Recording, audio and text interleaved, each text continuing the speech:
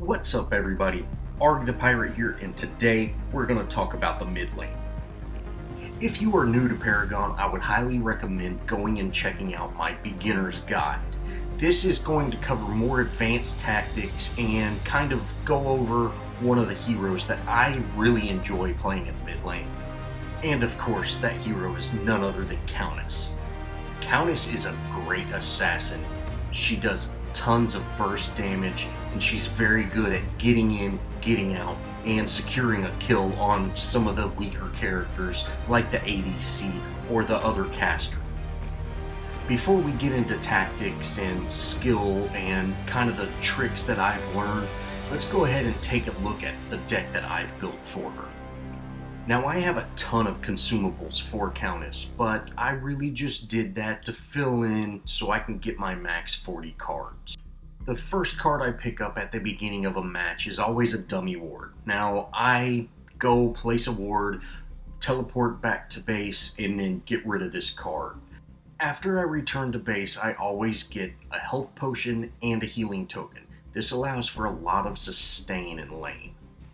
Now, depending on how aggressive and how much damage you're taking from the enemy team, I would recommend staying in lane until you get 3 points to come pick up your Scout's Ward. My next card is Staff of the Adamant or an Adamant Edge. They're both 6-point cards, and depending on if I'm running out of mana more often or if I could use a little more health, that's what I go with. Now, the next card I go with, I really try not to get rid of any cards other than my healing token and my mana potion, and that's Stab Link. Stab Link is one of the best tools for Countess because she doesn't really have an escape, and her only escape is her Shadow Slip. So using Stab Link to engage is much better. Then I get a 9-point Shadow Scroll. Next, I have an 11-point Shadow Scroll with 2 points in Ability Pin. That followed by an 11-point card with 3 points in Ability Pin, and then lastly a 12-point with 3 Ability Pin. Finally, I upgrade my Sage's Ward with a 12-point version. Now, for the newer heroes to Countess, the only thing I would recommend trying out is a Necroveil. Necroveil puts you in the shadow plane for a few seconds after you get a hero kill. Now, if you look at the card points, this card has 1 point in power, 1 point in ability pin, and then the passive ability cost 4 points. Now, 4 points is a lot of points that you could put into power or something like that, but I would recommend for the newer heroes making this an 11-point card and getting rid of the 11-point Shadow Scroll with the 2 points in ability pin. This can be done any way you'd like, but I would recommend adding some ability pin to this card if you are going to upgrade it, because you lost quite a bit by getting rid of the Shadow Scroll. Now, let's get into some gameplay. Depending on the enemy's team mid laner, it is very important to really watch to see who it is. A Howie with his knockup and a Bellica with her knockup really affect Countess negatively, and I wouldn't recommend going against those two heroes in mid lane.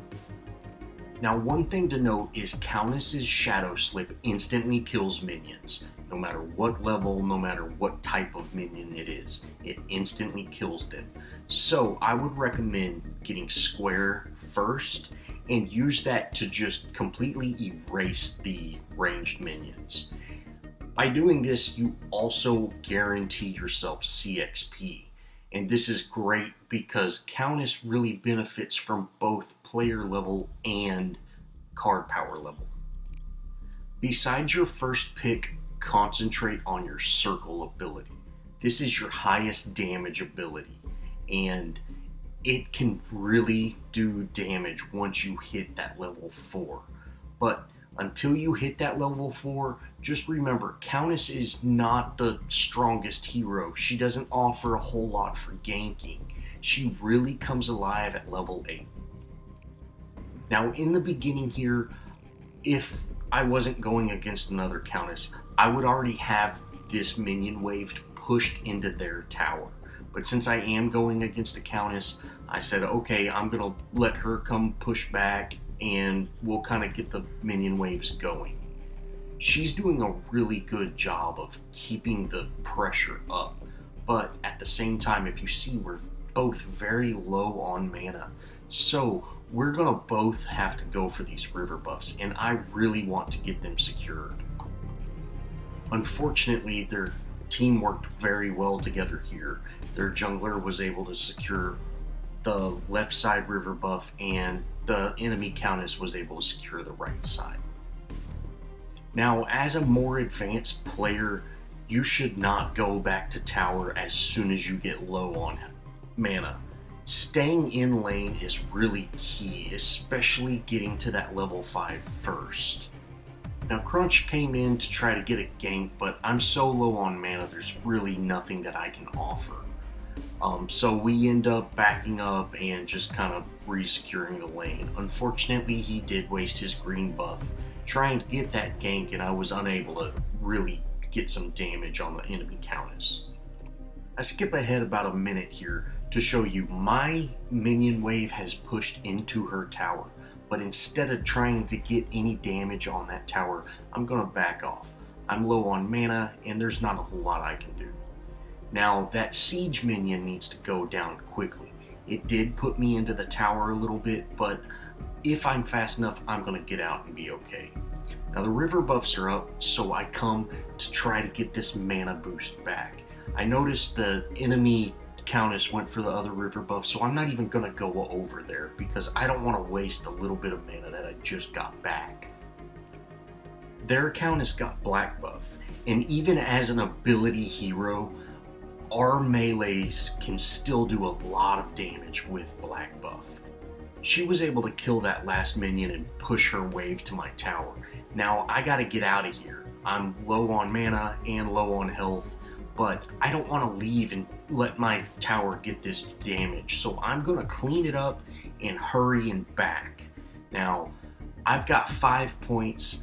I'm going to go ahead and pick up my Sage's Ward and then immediately run back out there because the mid lane is so short, the enemy minion wave will be pushed back into the tower. This match has been kind of slow, not much has happened, but a few minutes later I get the black buff and I am able to go in on this Countess. Now I have her very low and I could have quite possibly killed her there. But instead, I'm going to back off because I don't want to risk dying for a kill. 1-for-1 kills are never really worth it, especially if you're just countering the other caster. A 1-for-1 kill on, say, a caster towards an ADC, that might be a little bit better, but a 1-for-1 kill for a caster is almost pointless. A few minutes later, Crunch is helping me out in my lane, and he has green buff. Now, we kind of get into a small little engagement here where we had 2 of our teammates down, and their team was able to rotate. Now, I instantly shadow slip an enemy minion, so I can teleport back if I need to, so I can kind of dodge around. But I'm still fairly healthy with a decent amount of mana. I see this Revenant going on by himself, so I get over to him, shadow slip to him, ult him, and then kind of rotate back to the mid lane just to see, hey, maybe there might be another pick. Unfortunately, Countess gets away, and I'm almost completely out of mana, so I'm going to have to back up too. Countess has a built-in mechanism where every time she gets a kill, she receives health from either that enemy minion or that enemy hero. But you can't really get a kill if you don't have any mana. So it's best just to reset. We killed their ADC, everything's good. Go spend my card points, get some mana, and get back in lane. Here, my wave is pushed up into their tower, and they have 3 enemies here. And their Countess is down. So now is a perfect opportunity for me to rotate and help out with a gank. Now, this Wukong is pushed up a little far. Our Crunch goes in on him, and I'm able to seal the deal by doing my rotation. Immediately after we get that kill, I need to head back to mid lane because I know that mid lane is about to push into my tower. Now, keeping the mid lane tower is the only tier 1 tower I feel that is important to keep as long as you can. The off lane and safe lane, I'm not too concerned about them falling quickly.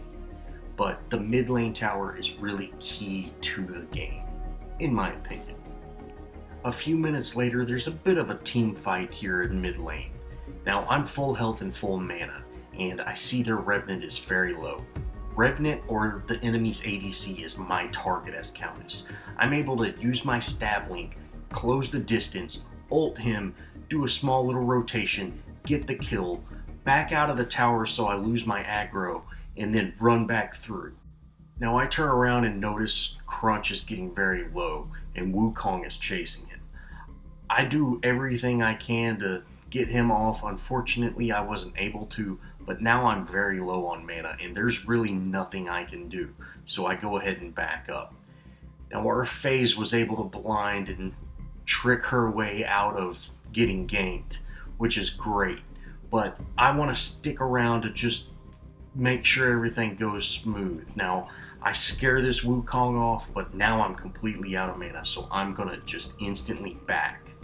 While I was backing, I look at my mini-map and see there's a big wave coming towards my tower.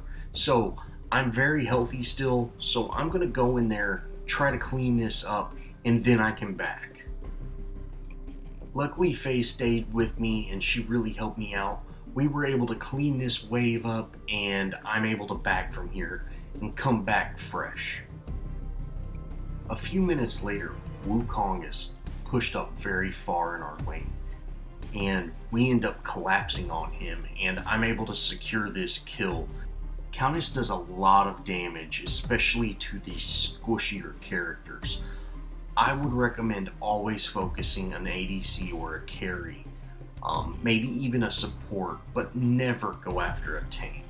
A tank, all it's gonna do is you're gonna burn through your mana, maybe even waste an ultimate, and they're gonna walk away with half health. Immediately after, we notice the team pushing our tier 1 mid tower. We all rotate over there, and we kind of get into a team fight. Now, at 22 minutes into the game, it's making it very hard to rotate as the mid laner since that tower's still up. So it's okay that it went down.